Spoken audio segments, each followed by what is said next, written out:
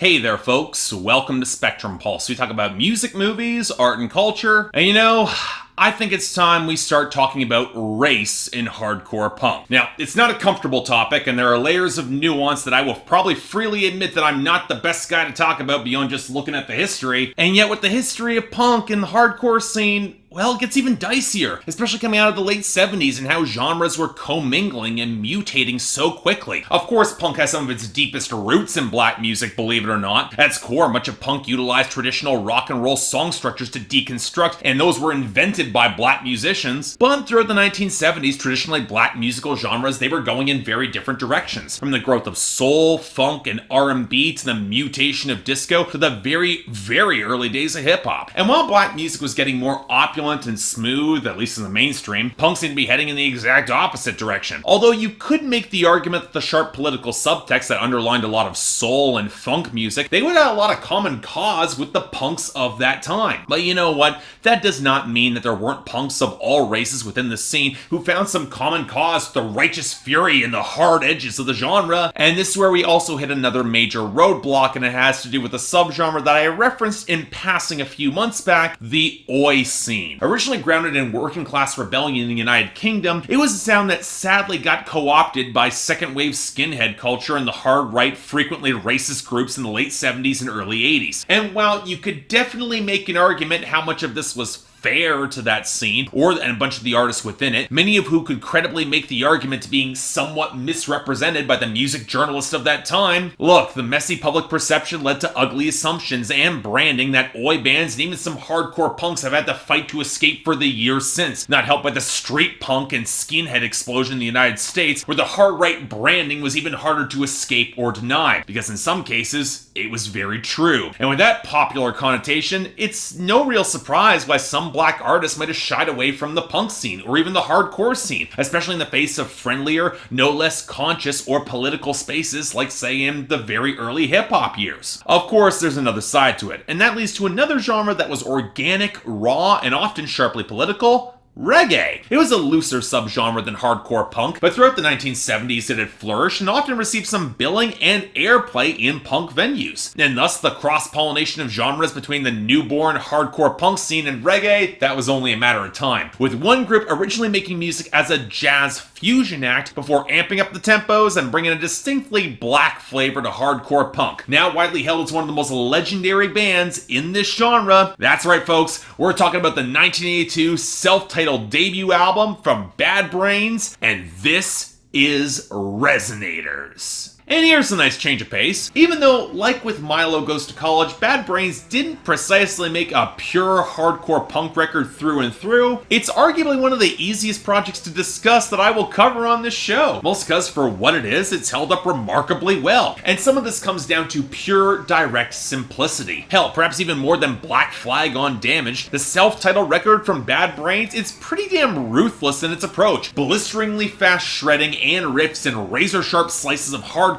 spaced out by interludes that owe way more to reggae and dub than punk, albeit with the rougher cassette tape production that would characterize the entire release in 1982. And as such, it's the sort of record that doesn't really require a lot of deeper analysis, lyrical or otherwise. But hey, when the shredding is this tight, when it is this visceral, when it kicks this much ass, let's be honest, who gives a shit? But you know what? I do think it's fair to get some of my nitpicks out of the way first. And for one, while I am familiar with dub and reggae, I wouldn't precisely call myself a fan of either genre, less that I dislike them and more that they wouldn't be my first choice to seek out, and probably deserve a year-long Resonators run in their own right for each subgenre. And while I don't really mind the stripped-back jittery bass, the tight upstroke guitars, and the echoing stuttered percussion of tunes like Ja Calling and Leaving Babylon and I Loved Ya, it's nowhere near as lush as most reggae that I've heard, but you know what? It works for the overall cohesiveness of the project. It sounds pretty good to me, but as interludes, they can run a tad bit long and they feel a little undercooked lyrically. Now, granted, you can make the latter statement about the entire project, but I'd argue that's less of a flaw and more of a feature with Bad Brains. Yeah, you're not coming to this record for the songwriting, but the broad directness of the attitude, that's a big plus, especially considering how mostly upbeat and positive it is when you look into the details. Most of this comes from the group being Rastafarians, but the more pronounced influence is a book that H.R., the frontman, was reading at the time, Think and Grow Rich by Napoleon Hill, a self-help book written at the tail end of the Great Depression in the 1930s that honestly feels a little bit trite, but H.R. brings some of the conviction to sell some of the broad strokes. And why that optimism works at all is a lot of the contrast, as it's hard to avoid the apocalyptic metaphor strewn across a lot of this record, both foretelling end times or a rise of authoritarian or fascist conformity, which flies in the face of the broader individualism of this project. And hell,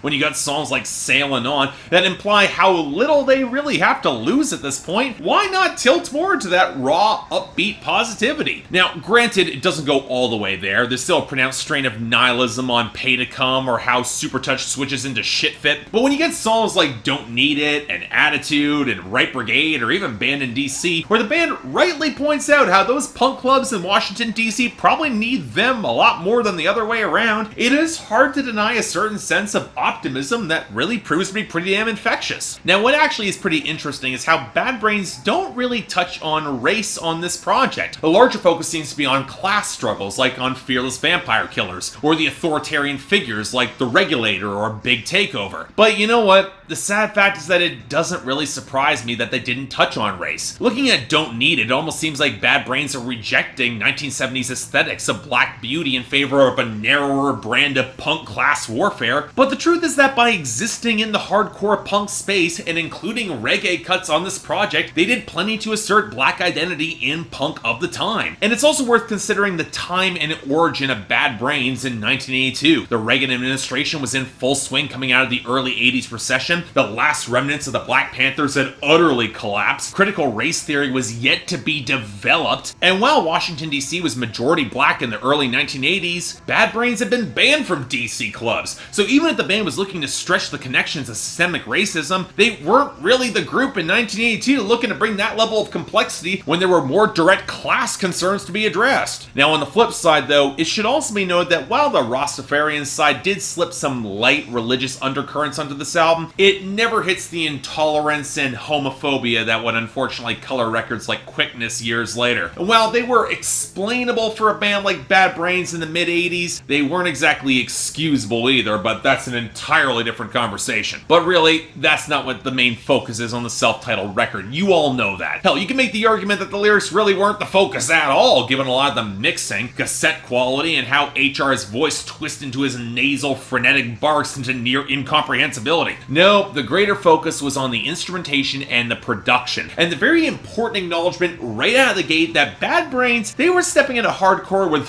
far stronger technical chops than a lot of their peers. It's how Dr. No could shred on the guitars at a velocity that was a lot closer to speed metal. And indeed, the switch into Shit Fit shows how that band could indeed dive towards metal as a genre in years to come. But just as important were Earl Hudson's explosive drum work, or the razor-sharp bass foundation that could kick both the Regulator and Band in DC into really high gear, or how effective it drove beneath the guitar overdubs on Big Takeover. And then there were the guitar solos. And as much as Dr. No got some very well-deserved praise for keeping a melodic sensibility in hardcore punk in these blazingly fast songs, when he opened up to greater complexity in his solos like Sailin' On, Don't Need It, Supertouch Shit Fit, and Band in DC, he set a very high standards where even most veteran hardcore punks would struggle to match that level of shred. But now we run into what may be the greatest hurdle getting into this project from the outside, the mixing and the production. And look, the record was originally issued on cassette tape. Of course it was going to sound kind of muddy and partially drowned in feedback decades later, and it really is a credit to the late Jay Dudley that it doesn't sound worse, especially with the reggae cuts and Pay to Come being recorded live. And while I will note that many of the recordings by Rick Ocasek on their follow-up Rock for Light, they would sound substantially cleaner, for as much as you can get that in hardcore punk, there is a homegrown grit that I genuinely appreciate here that picks up a lot of the textured, grimy intensity for the band to shred through. When you hear some of these songs that were recorded live, you believe it. You actually can pick up on some of that atmosphere. So yeah,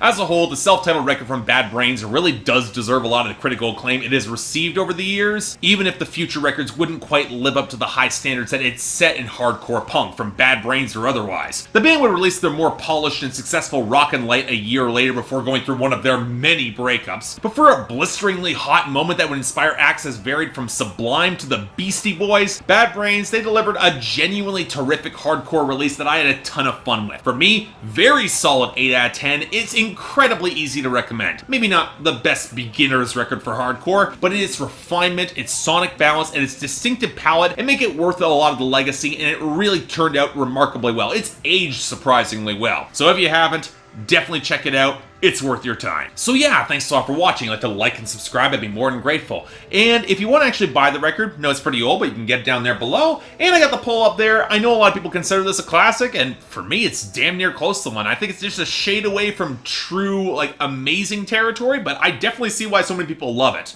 Beyond that, anything else I might be able to do to improve my presentation, I'm all ears. And if you guys want to get involved in my scheduling process or potentially vote more on what comes up next on Resonators, check out my Patreon linked over here, where 3 times a week you guys get to vote on my schedule, and once a week for the higher tier contributors, you guys get to add albums, movies, or even a top 10 list to that schedule. More details right there. If you want to see my schedule, it's linked down to my Instagram below. But until next time, I'm Mark, you're watching Spectrum Pulse and Resonators, and I'll see you next time.